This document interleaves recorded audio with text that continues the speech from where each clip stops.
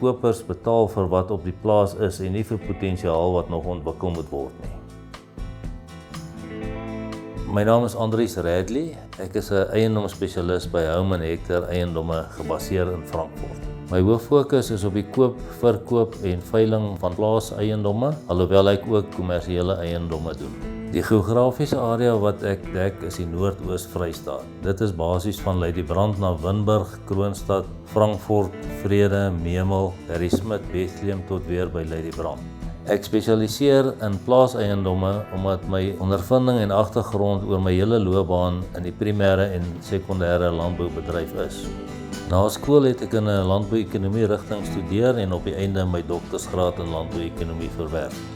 Na my studies het ek by landboumaatskappye gewerk en was hoofsaaklik betrokke by strategie en besigheidsontwikkeling.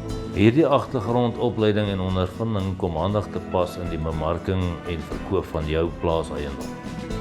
As deel van die BKB groep is Home & Hector 'n betroubare opsie in die koop en verkoop van eiendomme. Ons nasionale voetspoor en landwyse netwerk van eiendomsspesialiste en lewendawe bemarkers bevorder en verseker suksesvolle eiendomstransaksies. 'n Suksesvolle plaastransaksie is dikwels gebaseer op die openhartigheid van beide partye. Onderhandeling is deel van die proses en moet in 'n goeie gees plaasvind, met 'n transaksie wat so eenvoudig as moontlik gehou word. 'n Stukkie raad uit my eie ondervinding is dat kopers betaal vir wat op die plaas is en nie vir potensiaal wat nog ontwikkel moet word nie. Kopers is ook deeglik bewus van wat die pryse in die mark is vir plaaseiendomme. Wat ook telkens na vore kom is dat elke plaas en elke koper en verkoper uniek is. My benadering is uniek vir koper en verkoper omdat my passie, kennis, ondervinding en begrip in die primêre en sekondêre landbou uit my ondervinding uit voortspruit.